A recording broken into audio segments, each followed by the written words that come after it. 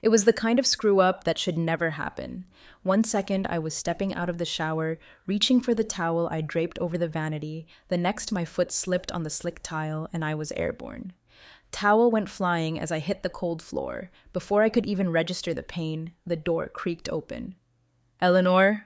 Adam's voice cut off, mid-sentence, as he froze in the doorway. For a long, agonizing moment, neither of us moved. The air crackled, thick with shock and something else, something unspoken. His eyes locked on mine, wide with concern at first. Then they flicked down, just for a beat. I scrambled for the towel, hands shaking, pulling it around me like a shield. My face burned, humiliation flooding me as I stammered. "I'm fine. You shouldn't be in here."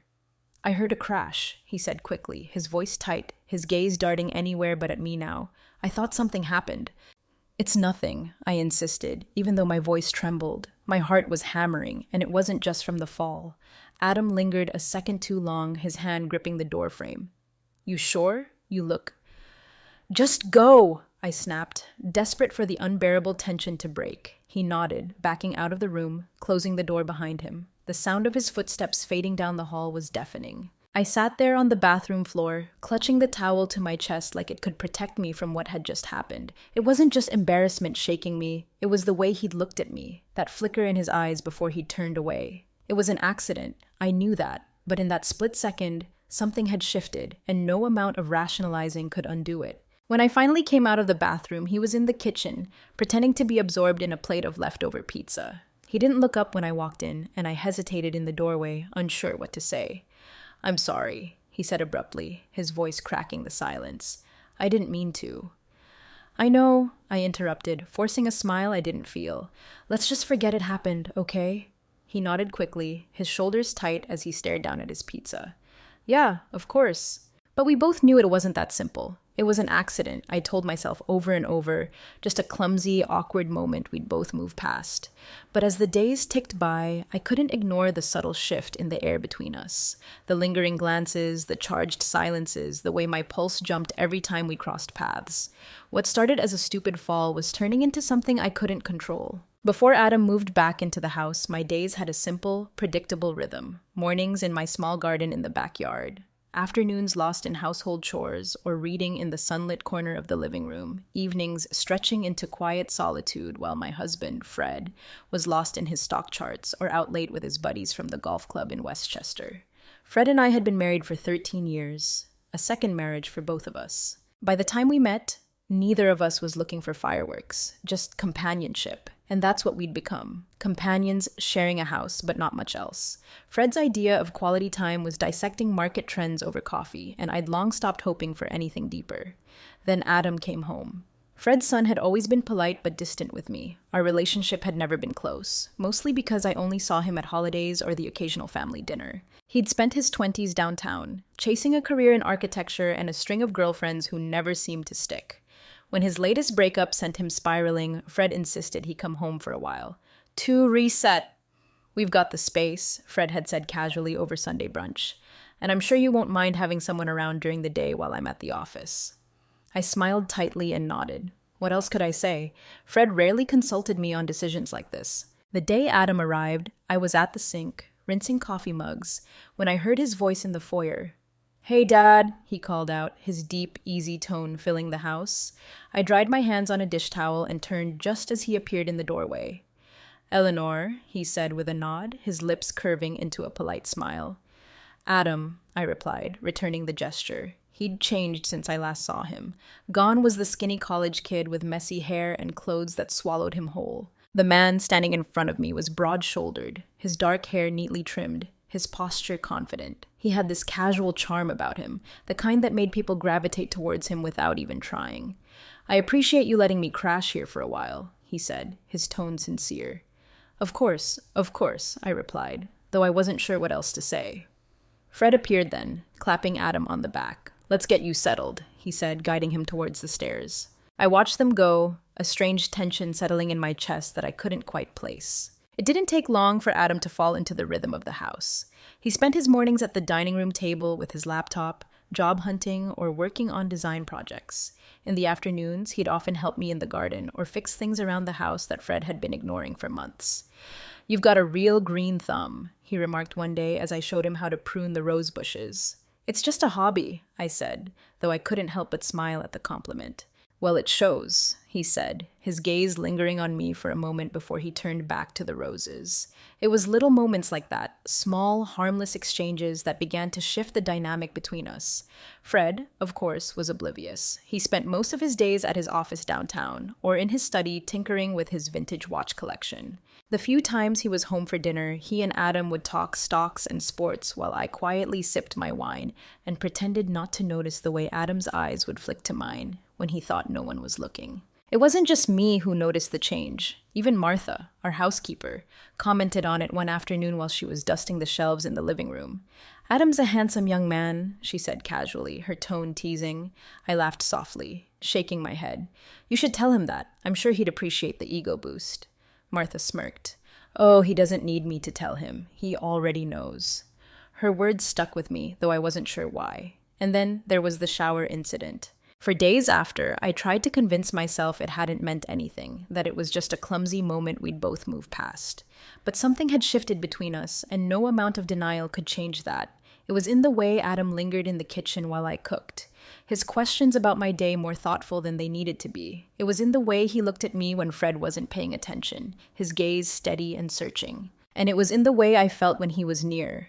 An awareness I hadn't felt in years, a pull I couldn't ignore no matter how hard I tried. One evening, as I was folding laundry in the guest room, Adam appeared in the doorway, leaning casually against the frame. Need a hand? He asked. I shook my head, my heart skipping a beat at his sudden presence. I've got it. He stepped inside anyway, picking up a towel from the pile and folding it with surprising precision. Thanks, I said, my voice quieter than I intended. He didn't respond right away. Instead, he placed the towel on the bed and turned to face me, his expression unreadable. About the other day... I froze, my hand stilling over the pile of laundry. Let's not talk about it, I said quickly. Why not? He pressed, his voice soft but insistent. Because it doesn't mean anything, I replied, though the words felt hollow. Adam stepped closer, his eyes locked on mine. Are you sure about that? I opened my mouth to respond, but no words came. The air between us felt heavy, charged, and I knew that whatever line we'd been towing was about to be crossed. The first kiss was a mistake. Or at least that's what I told myself afterward. It happened late one evening after Fred had gone to bed. I was in the living room, curled up with a book I wasn't really reading, when Adam walked in. He was barefoot, his shirt untucked, and he had that disheveled, end-of-day look that only made him seem more relaxed, more present. Still up? He asked, his voice low, casual. Couldn't sleep, I replied, setting the book aside. What about you? He shrugged, leaning against the doorway. Just thinking. He hesitated for a moment, then stepped further into the room. About what I'm doing here, what I'm doing with my life. He laughed softly, shaking his head. Kind of pathetic, isn't it? Coming back here at my age.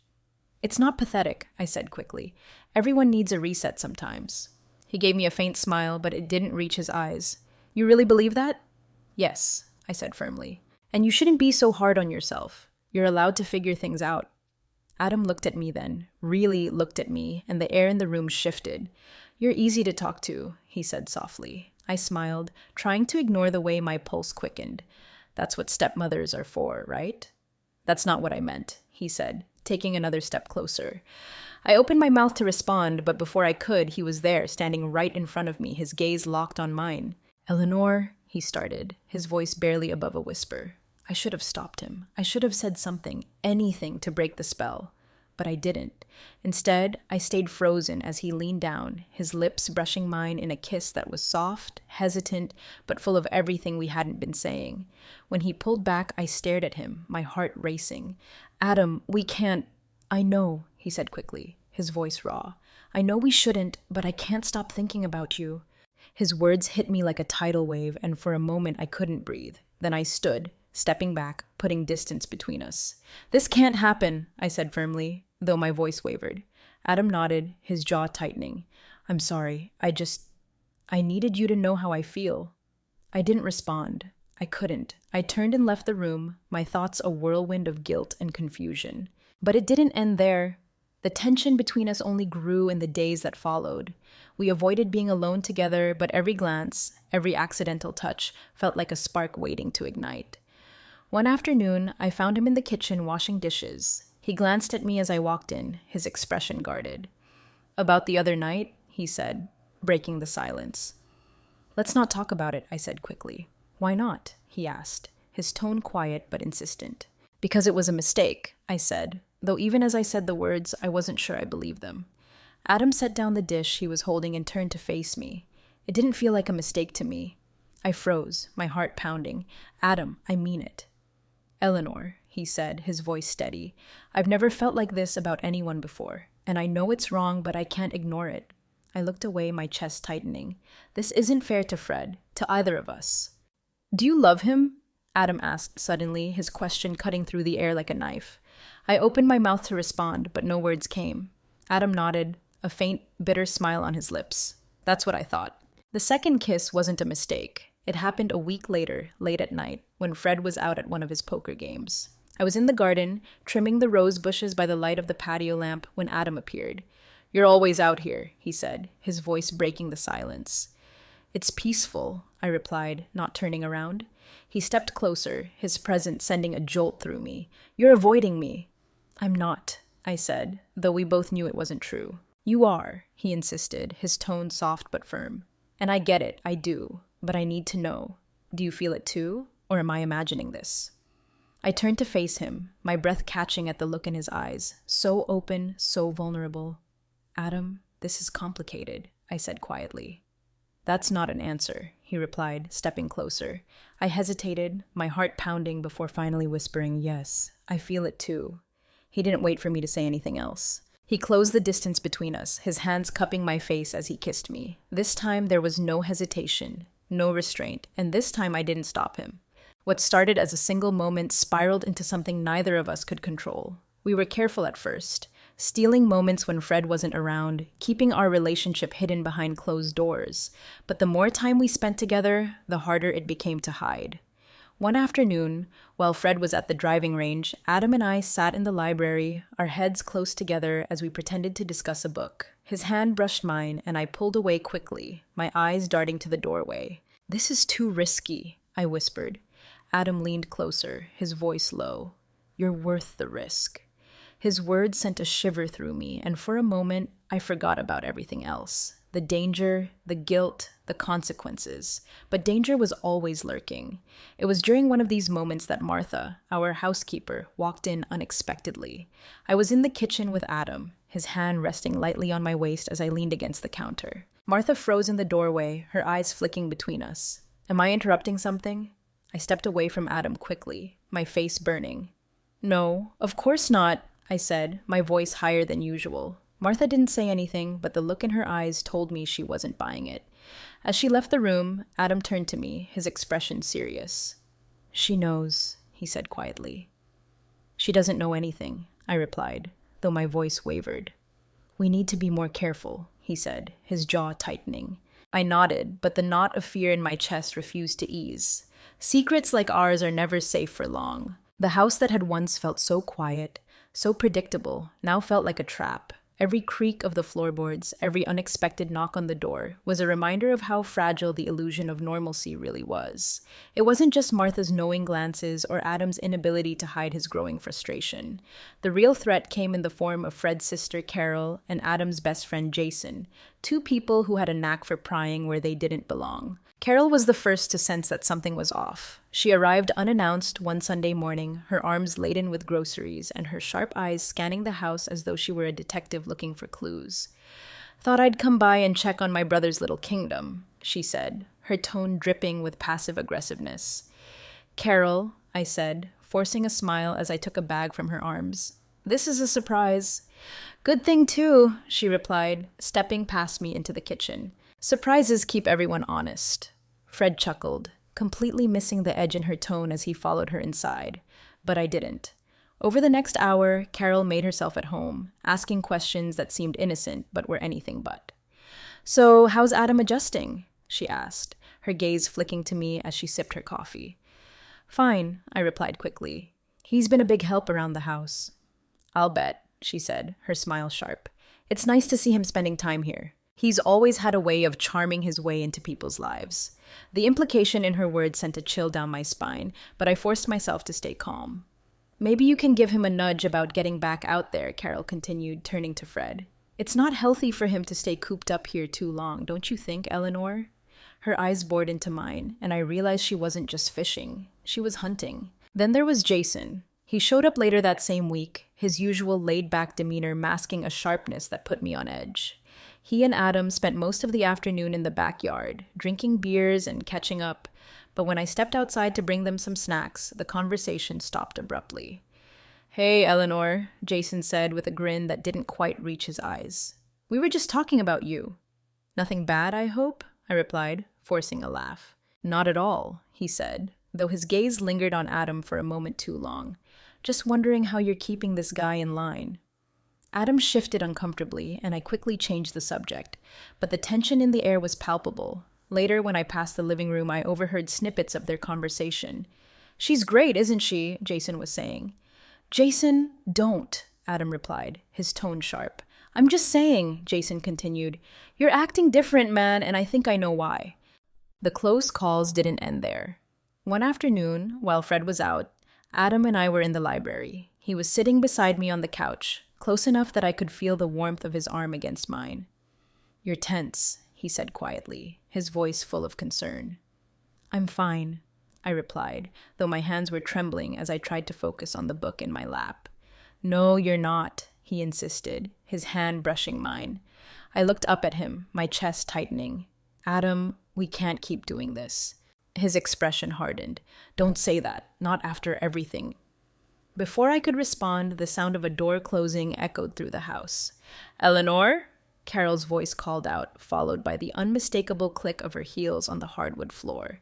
Adam and I jumped apart, panic flashing in his eyes as I stood quickly, smoothing my dress.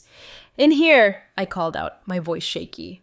Carol appeared in the doorway a moment later, her gaze flicking between us. Sorry to interrupt, she said, though the smug look on her face told me she wasn't sorry at all. Just dropping off some papers for Fred. Of course, I said, forcing a smile. She lingered for a moment too long before finally turning and leaving. As soon as she was gone, I sank onto the couch, my heart racing. She's watching us, Adam said quietly. I know, I replied, my voice barely above a whisper. The pressure was unbearable. Between Carol's suspicion, Jason's probing, and Martha's knowing looks, I felt like the walls were closing in. Then one evening, Fred blindsided me. We were sitting at the dinner table, his voice casual as he asked, Have you noticed anything strange about Adam lately? I froze, my fork halfway to my mouth. What do you mean? He's been different, Fred said, his gaze steady. More defensive, and he spends a lot of time with you, doesn't he? I forced a laugh, though it sounded hollow. We're just getting to know each other better. Isn't that a good thing? Fred didn't respond, but the look in his eyes told me he wasn't convinced. The final straw came when Jason confronted Adam directly. It happened late one evening after Fred had gone to bed. I was in the kitchen cleaning up when I heard raised voices coming from the backyard. You're playing a dangerous game, Jason was saying. Stay out of it, Adam snapped. I'm your friend, man, Jason shot back. I'm trying to help you before you screw up your life.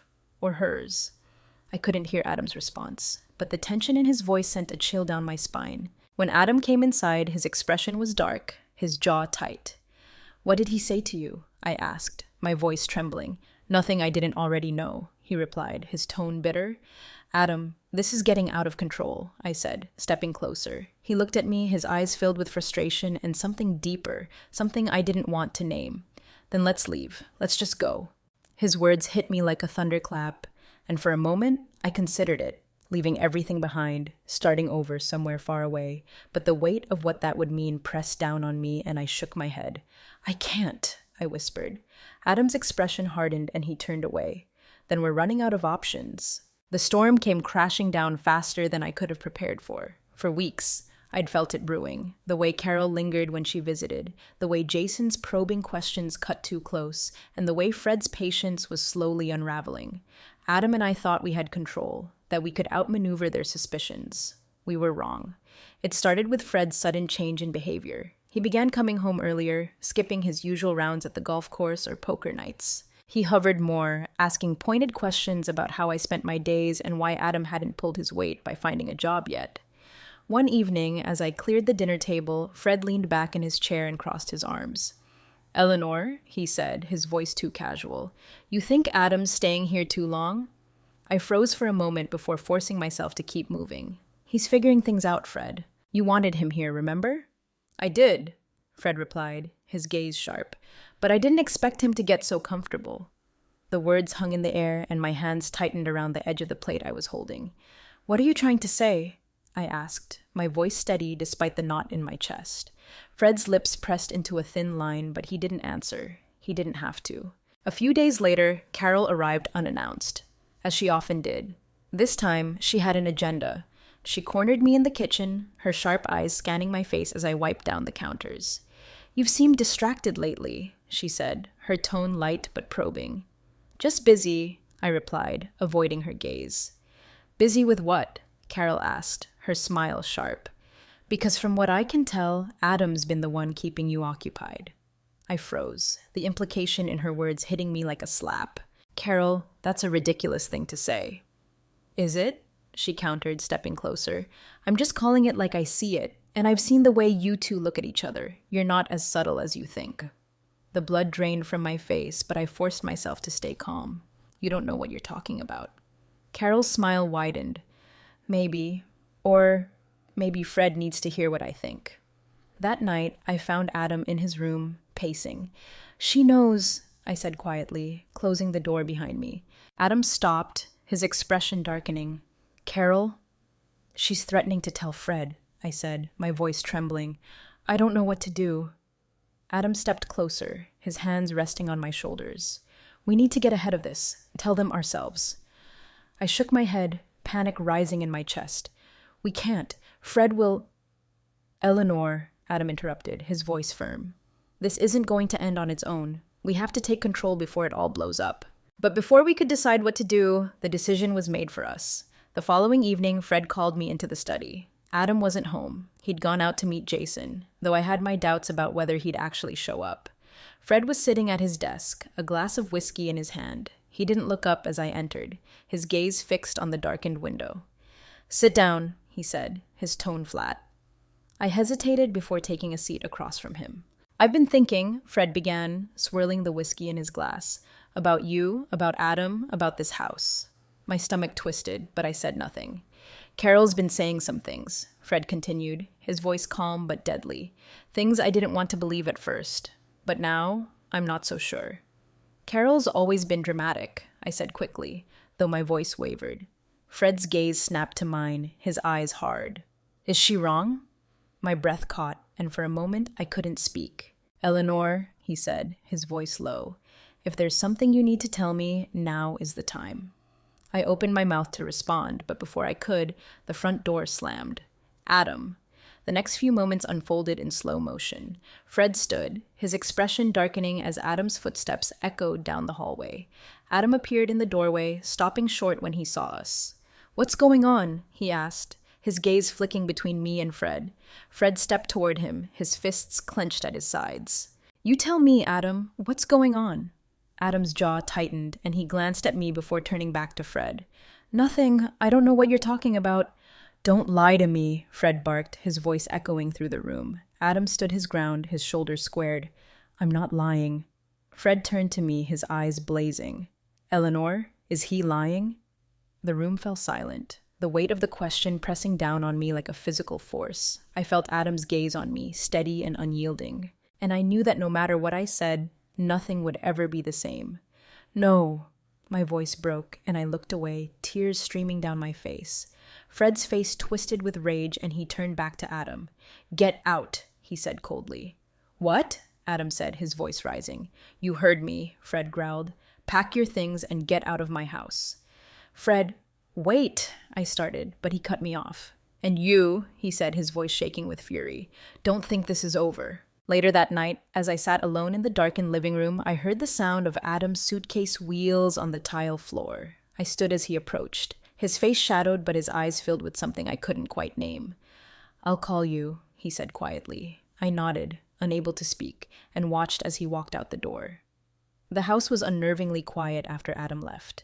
The air felt heavy, as though the walls themselves knew what had happened. I stayed in the living room long after he was gone, staring at the door he had walked out of, waiting for something. Fred had retreated to his study, and I could hear the faint clink of his whiskey glass against the desk.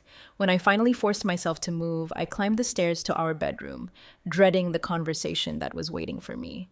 Fred was sitting in the armchair by the window, the glass of whiskey in his hand now empty. He didn't look at me when I walked in, but I could feel the weight of his anger radiating across the room. "Fred," I started, my voice trembling. "Don't," he snapped, his tone sharp enough to cut through the air. He set the glass down with more force than necessary and finally turned to face me. "How long?" he asked, his voice low but venomous. I hesitated, the words catching in my throat.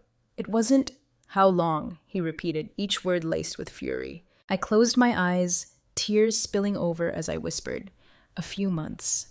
Fred let out a bitter laugh, running a hand through his hair. "A few months," he repeated, his tone dripping with disbelief. "While I've been here in this house, trusting you, trusting him." "It wasn't like that," I said quickly, though I knew how hollow the words sounded. "It wasn't planned, Fred. It just—" "Don't you dare tell me it just happened," he growled, standing abruptly.